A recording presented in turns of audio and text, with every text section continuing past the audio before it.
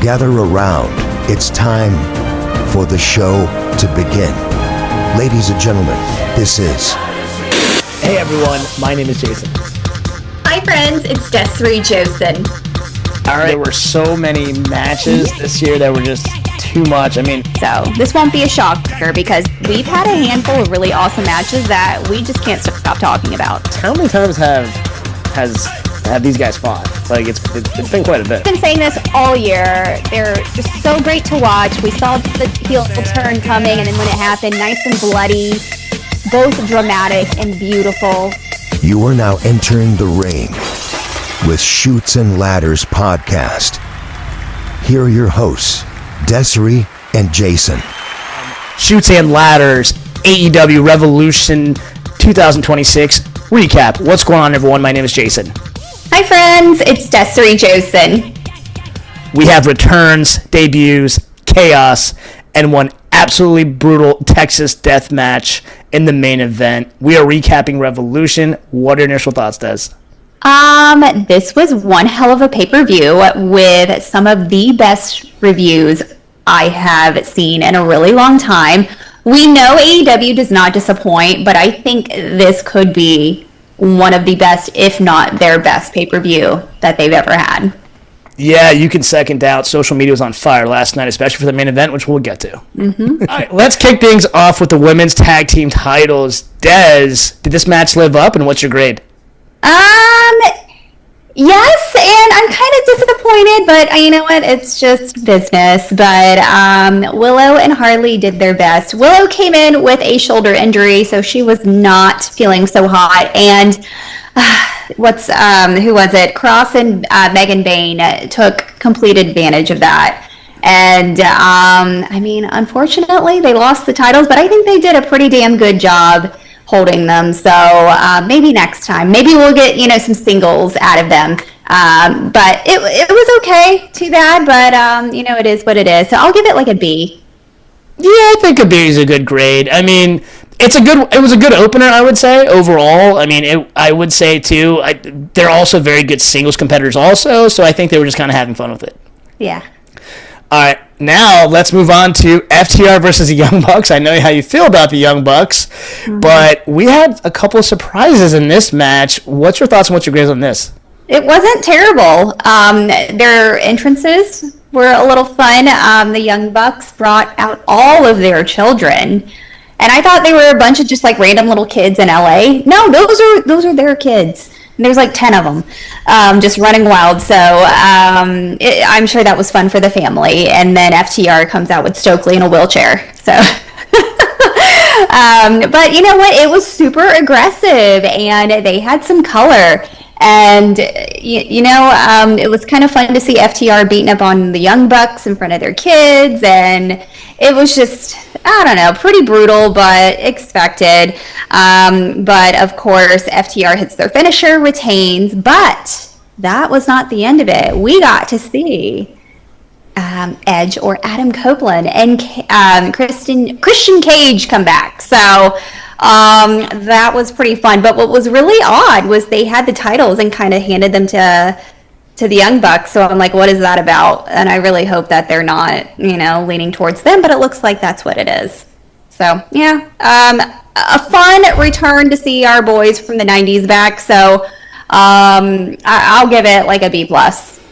Yeah, I'm going to go A- just because of the pop at the end. It's just what you said with reuniting one of the greatest tag teams ever. Obviously, this is going to be fun to add them to the tag team mix. We talked about how they needed kind of a jolt in the division. I think this is it. So I think this was definitely a lot better than I thought.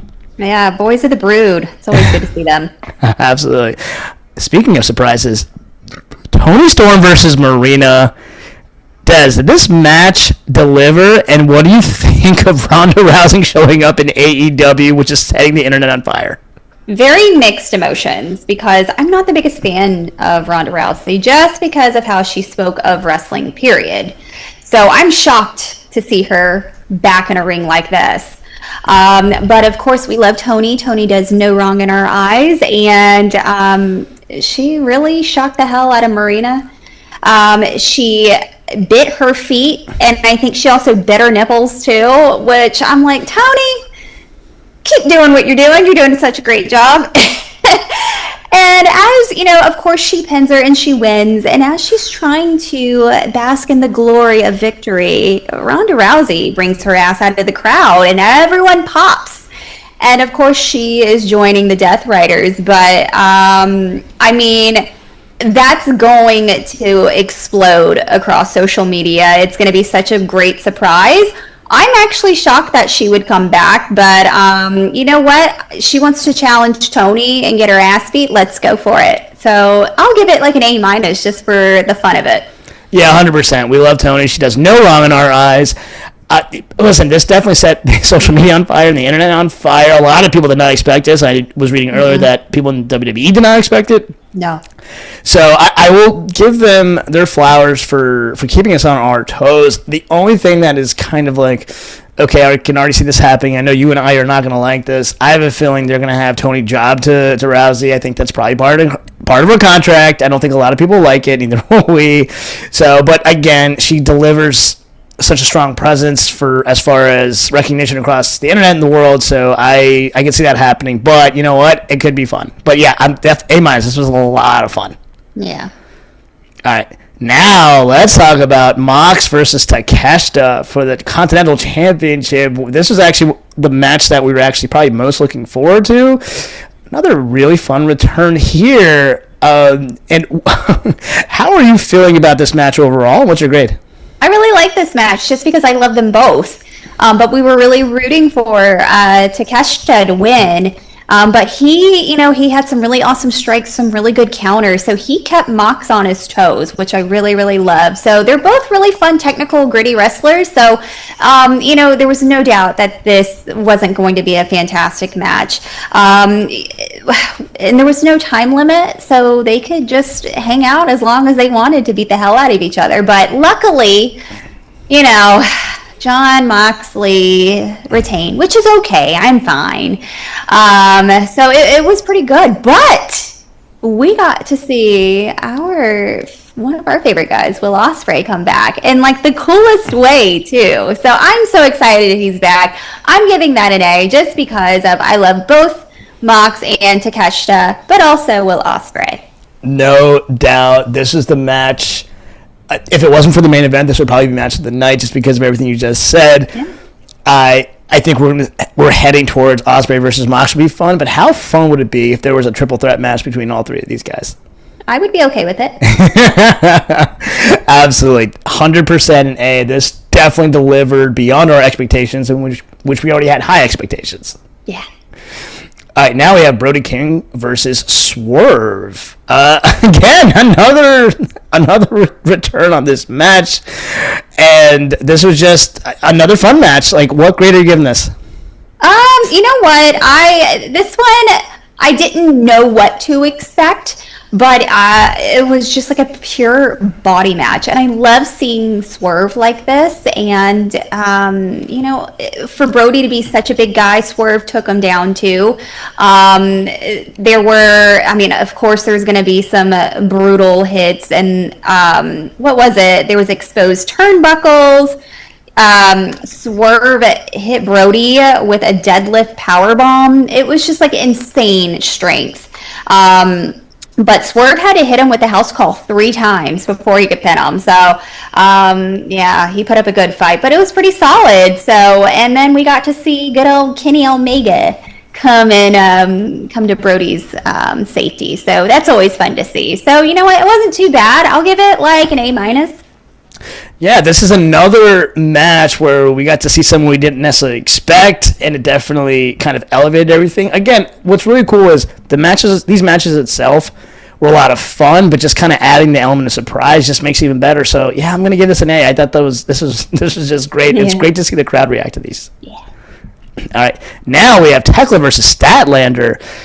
So this is another fun match. I mean, Tekla's become one of the most unpredictable champions in AEW. Did this match elevate her reign? Yeah, I would say so. I'm always going to favor some other people, but Tekla is getting up there to me.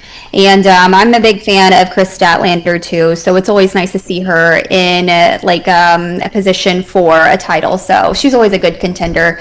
But it was a 2 out of 3 fall competition. So it was Tekla, then Chris, and then of course Tekla gets the win again. So it wasn't too bad. It was pretty predictable, I would say. So it wasn't one of my favorites just compared to how big the card was. So I'll give it like a B minus. Okay. I'll go B just because, again, I like these competitors overall. Again, this wasn't necessarily going to steal a show, but I think it flowed pretty well. Yeah. All right, now let's go to the Trios Championship. This was high-flying chaos. And a pretty surprising result. Was this the right call, Des, and what's your grade? I think so.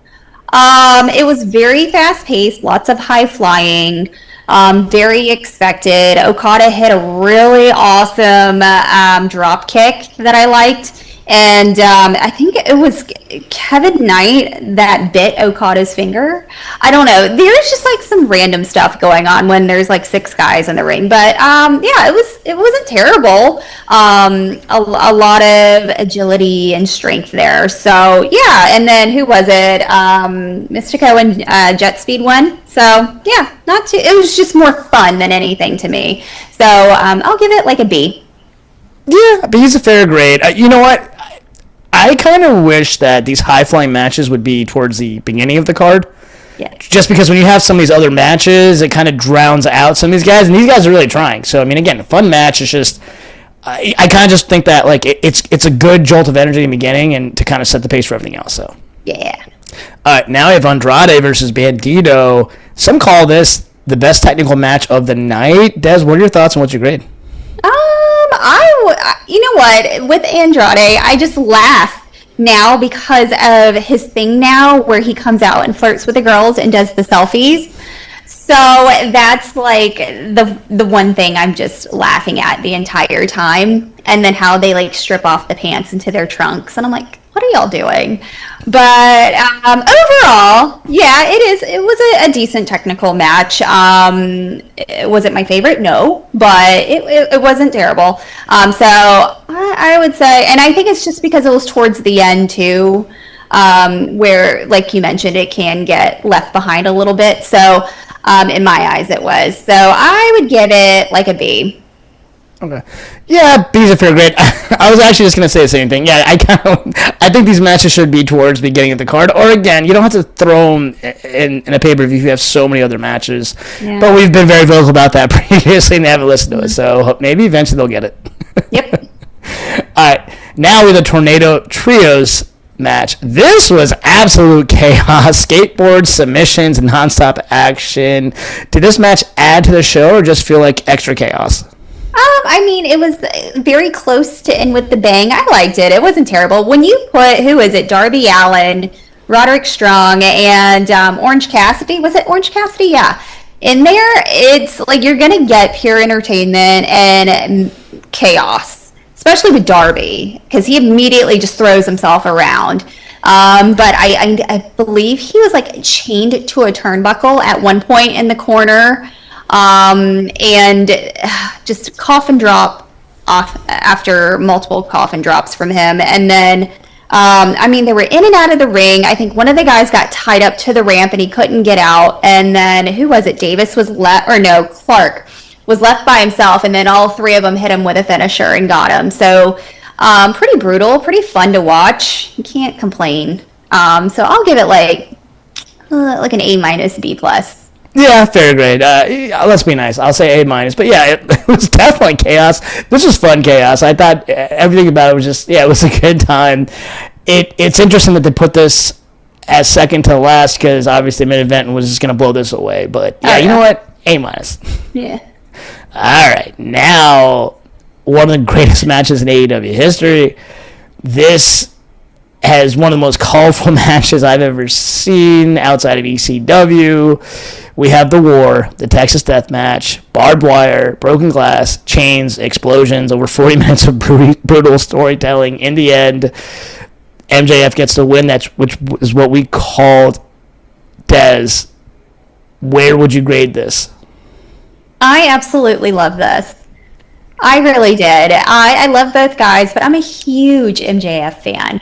And what I love is that these guys will just do anything to beat the hell out of each other, but they'll take it themselves too. What I loved was MJF's promo before. He basically was just peeing on Hangman's grave and was like, okay, you're going to be done by tonight. And then he comes out in Terry Funk's tights. But it was also MJF's birthday. And so Hangman stapled a birthday card to his chest, which was fun to see. But then we got to see like the most insane stuff. There was like a busted window frame, a powerbomb through the glass, barbed wire chair. You name it, they had it, and it was pure color. You would think Jon Moxley was going to run in there and just start bleeding too. So, but I loved it. And there was that one point towards the end, Hangman had complete control, just beating the hell out of him, dragging him on a chain like a dog. And you're like, I think Hangman's going to get it, because remember the stipulations. If Hangman loses, he could not ask for another title, or at least a chance for a title.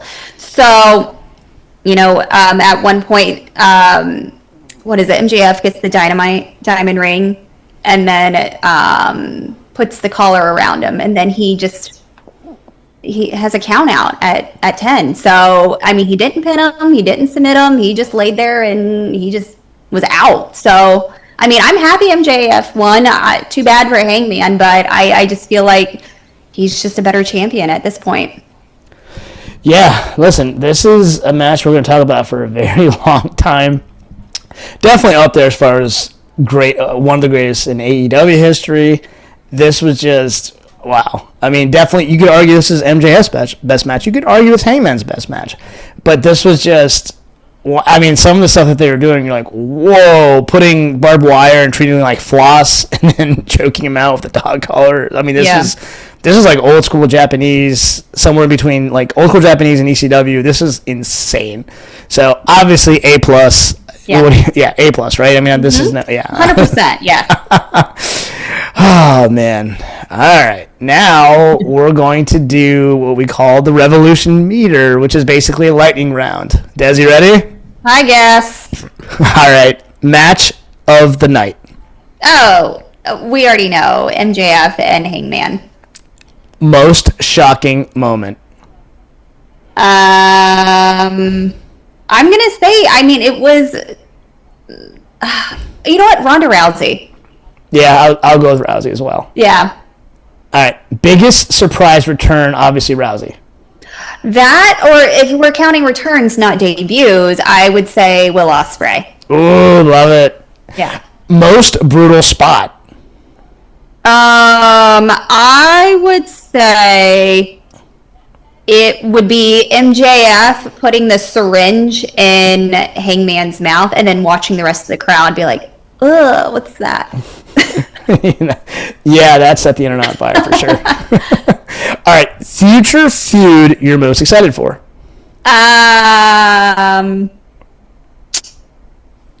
You know what? I'm just so curious. It's going to be Ronda and Tony. Okay. An MVP of Revolution. MJF. Love it. All right, and that actually leads us to our final thoughts. AEW Revolution delivered another stacked pay-per-view. Huge returns, new champions, massive storyline setups. Des, what's your overall grade and your final thoughts? They're getting an A from me. You know, this is their first pay-per-view of the year, and they went big. They were in Los Angeles, so full of stars, and that's what they had. They had a sold-out arena.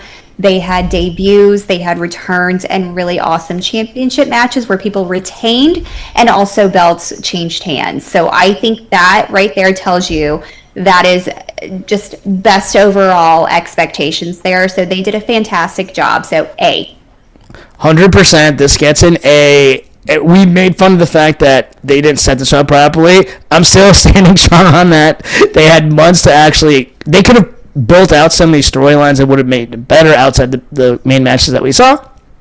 That being said, they delivered on the actual execution of the pay-per-view. This is one of their best in a long time. I actually think less is better. I kind of wish they just had 6 pay-per-views and just use the weekly shows to kind of hype them up.